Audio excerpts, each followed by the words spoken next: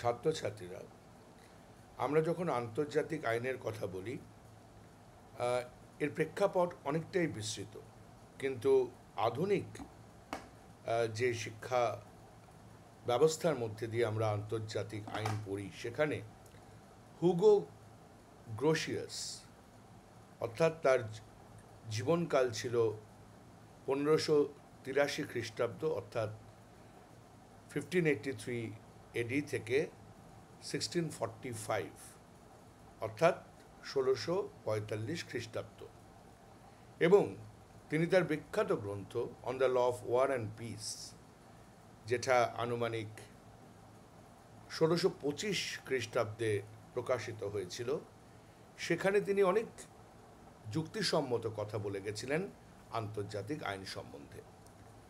তার মধ্যে প্রাথমিক যে বিষয়টা ছিল সেটা হচ্ছে ন্যাচারাল ল, অর্থাৎ তিনি বিশ্বাস করতেন যে কিছু নীতিমালা এমন আছে যা মানুষের যুক্তি এবং প্রকৃতির নিয়মেই তার থেকেই সেটার উৎপত্তি, এবং সেগুলি মেনে চলা প্রতিটি রাষ্ট্রের জন্য অত্যন্ত জরুরি। যেমন প্রতিশ্রুতি রক্ষা করা, অর্থাৎ একটি রাষ্ট্র যদি অন্য রাষ্ট্রকে কোনো প্রতিশ্রুতি দেয় সেই প্রতিশ্রুতি রক্ষা করা। শান্তিপূর্ণ সহাবস্থান, অর্থাৎ প্রতিটি রাষ্ট্র পারতপক্ষে চেষ্টা করবে যেন শান্তিপূর্ণ অবস্থান করে, এবং জীবন ও সম্পত্তির নিরাপত্তার কথা তিনি তার গ্রন্থে বলেছেন। এবং তিনি কিছু নীতিমালা বলেছেন যেগুলো একটি সার্বভৌম রাষ্ট্রের সঙ্গে আরেকটি সার্বভৌম রাষ্ট্রের সম্পর্ক কী হবে তা নির্ধারণ করে। এবং তিনি মনে করতেন সার্বভৌম রাষ্ট্রগুলো যদিও স্বাধীন, তবুও তারা কিছু সাধারণ নীতিতে সম্মত হতে পারে, এবং যেটা হওয়া অত্যন্ত জরুরি, এবং সেই নীতিগুলি আন্তর্জাতিক আইন তার ভিত্তি। এবং সেখান থেকে তার গ্রন্থে আমরা মূলত ন্যায্য যুদ্ধ তত্ত্ব অথবা জাস্ট ওয়ারের যে ধারণা সেটা পাই। কোন কোন ক্ষেত্রে যুদ্ধকে জাস্ট ওয়ার বলা হতে পারে, অর্থাৎ আত্মরক্ষার ক্ষেত্রে, আক্রমণ প্রতিহত করার ক্ষেত্রে, এবং চুক্তি রক্ষা করার ক্ষেত্রে। এবং এই যে জাস্ট ওয়ারের থিওরি আমরা কিন্তু বহু আগে আমাদের প্রাচীন গ্রন্থ মহাভারতে পেয়েছি, যেখানে স্বয়ং শ্রীকৃষ্ণ কখনোই যুদ্ধের পক্ষে ছিলেন না, কেননা যুদ্ধের ভয়াবহতা তিনি জানতেন। ঠিক সেই ধারণার উপর নির্ভর করে শান্তির যে বার্তা, সে বার্তাটা কিন্তু প্রয়োজন, সেটা আন্তর্জাতিক ক্ষেত্রে, বিশেষ করে ইন্টারন্যাশনাল ল অফ ওয়ারে যেখানে শান্তি রক্ষার ধারণার কথা বলা হয়, সেটা কিন্তু আমাদের মেনে চলা প্রয়োজন, প্রতিটি রাষ্ট্রের, সার্বভৌম রাষ্ট্রের মেনে চলা প্রয়োজন। অর্থাৎ ইন্টারন্যাশনাল লয়ের যেমন যুদ্ধের নীতি আছে, ল অফ ওয়ার, সেই তত্ত্বের মধ্যে কিন্তু ল অফ পিসও আছে, অর্থাৎ যুদ্ধ কখন হয়, যখন শান্তি আন্তর্জাতিক তত্ত্বে বিঘ্নিত হয়। এবং এই গ্রোসিয়ান যে মডেল, সেখান থেকে আমরা নৈতিকতা ও যুদ্ধের যে ভয়াবহতা সেই সম্বন্ধে ধারণা পাই, এবং একটি সুসংগঠিত প্রচেষ্টা তিনি করেছিলেন যে কিছু নিয়ম যদি স্বাধীন সার্বভৌম রাষ্ট্রসমূহ মেনে চলে, তাহলে সেটা জাতির জন্য, সেটা পৃথিবীর মানুষের জন্য, সেটা কিন্তু গুরুত্বপূর্ণ। এবার আমরা যদি দেখি যে ইন্টারন্যাশনাল ল অফ পিস যদি ব্যাখ্যা করতে যাই, তাহলে এটি কি?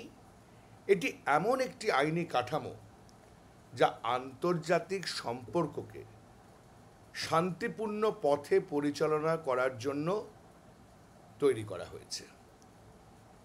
এই আইন রাষ্ট্রপুঞ্জের সনদের মূল ভিত্তির উপর গঠিত এবং এখানে বল প্রয়োগকে প্রায় নিষিদ্ধ করা হয়েছে এবং দুটি দেশের মধ্যে যখন মতামতের মিল হয় না তখন শান্তিপূর্ণ অবস্থান গ্রহণ করে সমস্যা সমাধানের কথা বলা হয়েছে। রাষ্ট্রপুঞ্জের সনদ যেমন আর্টিকেল 1 সেখানে বলা হয়েছে শান্তি ও নিরাপত্তা রক্ষা করা রাষ্ট্রপুঞ্জের কিন্তু প্রধান উদ্দেশ্য। আর্টিকেল 2(4) বলা হয়েছে বল প্রয়োগ বা বল প্রয়োগের হুমকি আন্তর্জাতিক আইন অনুযায়ী নিষিদ্ধ করা হোক এবং বিরোধ নিষ্পত্তির জন্য আলোচনা, মধ্যস্থতা ইত্যাদি বিচার ব্যবস্থা গঠন করা উচিত। যদি দুটো দেশের মধ্যে যুদ্ধ হয় তাহলে তৃতীয় কোনো দেশের এই দায়িত্ব নেওয়া উচিত যাতে এই দুটি দেশের মধ্যে যুদ্ধের নিষ্পত্তি ঘটানো যায়। তাহলে নেগোসিয়েশন অ্যান্ড কনসালটেশন অর্থাৎ আলোচনা এবং পরস্পরের সঙ্গে মত বিনিময়ের মধ্যে থেকে যুদ্ধ নিষ্পত্তির ধারণাগুলো তুলে ধরা যায়। মিডিয়েশন অর্থাৎ তৃতীয় কোনো রাষ্ট্র মধ্যস্থতা করবে এবং বৈচারিক বা বিচার ব্যবস্থার মধ্যে দিয়ে অর্থাৎ ইন্টারন্যাশনাল কোর্ট অফ জাস্টিসের মধ্যে দিয়ে কিছু বিরোধের সমস্যার সম্পাদন করা যায়। প্রতিটি রাষ্ট্রের আত্মরক্ষার অধিকার আছে। এখানে রাষ্ট্রপুঞ্জে বলা হয়েছে যে অনুচ্ছেদ 51-তে যে যদি একটি রাষ্ট্রের উপর সশস্ত্র আক্রমণ হয় তবে সেই রাষ্ট্র আত্মরক্ষার যে অধিকার সেটা পায় এবং প্রয়োগের ক্ষেত্র কি কি, যেখানে রাষ্ট্রপুঞ্জের ইউএন পিসকিপিং ফোর্স বা অপারেশনস হতে পারে অর্থাৎ শান্তিরক্ষা কার্যক্রম হতে পারে, আন্তর্জাতিক চুক্তি ও কনভেনশন যেমন কেলগ ব্রায়ান্ট চুক্তি, হেগ কনভেনশন ইত্যাদি চুক্তির মাধ্যমে আন্তর্জাতিক ক্ষেত্রে শান্তি রক্ষা করা যেতে পারে এবং যুদ্ধের যে অপরাধ এবং মানবতার বিরুদ্ধে যে ধরনের কার্যক্রম যদি কোনো রাষ্ট্র চালায় তার বিরুদ্ধে ব্যবস্থা নেওয়া যেতে পারে। অর্থাৎ যুদ্ধকে 1945 সালের পর বিশেষ করে কোনোভাবেই আন্তর্জাতিক প্রেক্ষাপটে মেনে নেওয়া হয়নি। কিন্তু দুঃখের বিষয় 2025 সালে বহু রাষ্ট্র এই আন্তর্জাতিক স্তরের যে কনভেনশন, সেটা কেলগ ব্রায়ান্ট প্যাক্ট হোক বা হেগ কনভেনশন হোক বা ইউএন চার্টার অর্থাৎ রাষ্ট্রপুঞ্জের যে সনদ হোক, সেটা কিন্তু মানছেন না এবং সেই জন্য আন্তর্জাতিক স্তরে শান্তির জন্য যে আইন সেটা রক্ষা করা যাচ্ছে না এবং কিছু রাষ্ট্র জাতীয় স্বার্থ রক্ষার নামে সারা পৃথিবীতে এই যুদ্ধ যে জিগির সেটা চালিয়ে রাখার প্রচেষ্টা চালাচ্ছে। এখানে মনে রাখতে হবে যে সদ্য স্বাধীনতা প্রাপ্ত রাষ্ট্র যেমন 1945 সাল থেকে 1947, 1950, 60-এর দশক যে রাষ্ট্রগুলো ছিল তারা কিন্তু প্রত্যেকটি রাষ্ট্রই তাদের জাতীয় যে আইন ব্যবস্থা সেখানে শান্তির কথা বলেছিলেন। অর্থাৎ ভারতবর্ষ স্বাধীন হয়েছিল 1947 সালে। আমরা শান্তির ধারণা নিয়ে গান্ধীর যে ধারণা সেটা অবলম্বন করেছিলাম। আবার অন্যদিকে আফ্রিকায় যখন অ্যাপার্থাইড মুভমেন্ট হচ্ছে, নেলসন ম্যান্ডেলা শান্তির পথ নিয়েছিলেন। আমেরিকায় যখন বর্ণ বিদ্বেষী বিভিন্ন রকম সমস্যা চলছে তখন মার্টিন লুথার কিং শান্তির পথ নিয়েছিলেন। শান্তি একটা বড় অস্ত্র, এটা আমরা অস্বীকার করতে পারি না এবং আমরা জানি যে 1899 সাল থেকে 1907 পর্যন্ত হেগ কনভেনশন হয়েছিল এবং এখানে নীতিগতভাবে কিছু সিদ্ধান্ত নেওয়া হয়েছিল আন্তর্জাতিক স্তরে শান্তি রক্ষার জন্য।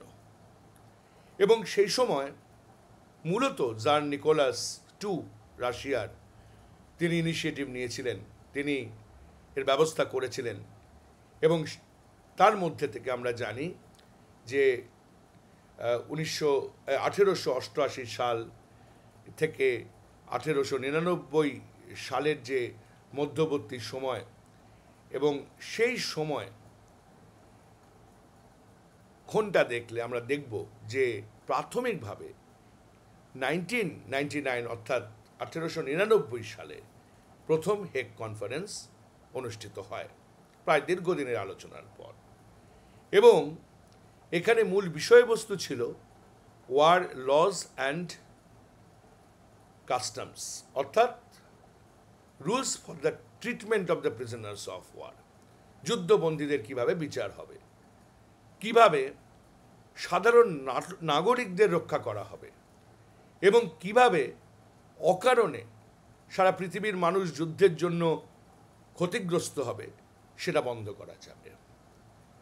দ্বিতীয়ত, peaceful settlement of international disputes, যেটাকে আমরা বলি পার্মানেন্ট কোর্ট অফ আরবিট্রেশন, সেটাকে এস্টাবলিশ করা হয়েছিল। এবং তৃতীয়ত, কিছু কিছু অস্ত্র ব্যান করা হয়েছিল যুদ্ধের সময় ব্যবহারের জন্য, কিছু গ্যাস, কিছু বুলেট, কিছু বেলুন বম্বিং করার যন্ত্র, এগুলোকে ব্যান করা হয়েছিল। এবং এর পরবর্তী সময় 1907 সালে সেকেন্ড হেগ কনভেনশন হয়, যেখানে এই আইনগুলোকে আরও দীর্ঘায়িত করা হয় এবং বলা হয় যে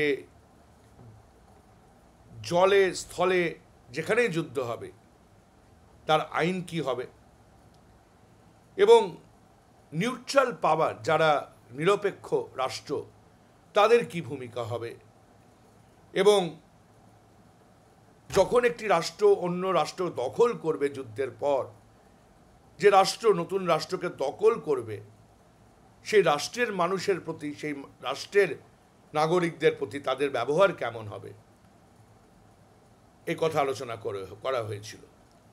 এবং বারবার বলা হয়েছিল মিলিটারি অ্যাগ্রেশন যদি রাইট টু সেলফ ডিটারমিনেশন বিঘ্নিত হয়, যদি কোথাও কারোর সার্বভৌমত্ব বিঘ্নিত হয়, মধ্যস্থতা আলাপ আলোচনার মধ্যে যেন মিটিয়ে নেওয়া হয়, আগ্রাসী নীতি নেওয়া না হয়।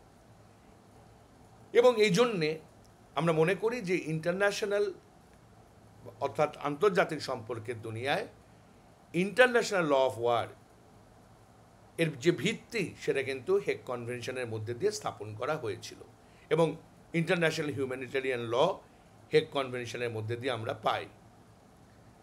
এবং পরবর্তীকালে অর্থাৎ আমরা জানি যে বিভিন্ন সময়, আমরা যে বললাম যে নানা সময় হেগ কনভেনশন হয়েছে, কিন্তু 1907 সালে হেগ কনভেনশনটা অত্যন্ত গুরুত্বপূর্ণ ছিল সেই জায়গা থেকে। অর্থাৎ আন্তর্জাতিক সম্পর্কের ক্ষেত্রে যে প্রেক্ষাপট, শান্তি রক্ষার প্রচেষ্টায় আন্তর্জাতিক দুনিয়া, আন্তর্জাতিক স্তরের সার্বভৌম রাষ্ট্র যে নীতিমালা অনুসরণ করে পৃথিবীতে শান্তি রক্ষা করার প্রচেষ্টা চালায়, সেটাই প্রাথমিকভাবে ইন্টারন্যাশনাল ল অফ পিস, অর্থাৎ আন্তর্জাতিক আইন যেটা প্রতিষ্ঠিত হয় আন্তর্জাতিক স্তরে শান্তি রক্ষার্থে। প্রাথমিকভাবে মূলত যে হেগ কনভেনশনগুলো হয়েছিল, তিনটে মূল Hague convention, Kellogg Briand pact, United Nations বা রাষ্ট্রপুঞ্জের নীতিমালা, ইন্টারন্যাশনাল কোর্ট অফ জাস্টিস প্রতিষ্ঠা করা, আরবিট্রেশনের বিরুদ্ধাচারণ করা এবং মানবাধিকার যেখানে যেখানে লঙ্ঘিত হবে সেটা সুনিশ্চিত করা, আন্তর্জাতিক আইনের যে প্রেক্ষাপট, সেখানে আন্তর্জাতিক আইন এবং শান্তি রক্ষার্থে যে যে প্রক্রিয়া অনুসরণ করা উচিত, সেটাই কিন্তু ইন্টারন্যাশনাল ল অফ পিস। মূলত গ্রোশিয়াসের কিছু ধারণা এখানে পড়া যেতে পারে। এছাড়া ওপেনহাইমার এবং স্টার্ক এদের বই থেকে পড়লেও ছাত্রছাত্রীরা এই ক্ষেত্রে উপকৃত হবেন। বিশেষ করে হেগ কনভেনশনের যে নীতিমালা, কেলগ-ব্রায়ান প্যাক্ট এবং what is international law of peace এবং এর প্রেক্ষাপট, এর ভয়াবহতা এবং এর প্রয়োজনীয়তা, এটা কিন্তু মাথায় রেখে ইন্টারন্যাশনাল ল অফ পিস পড়া শুরু করা উচিত। ধন্যবাদ।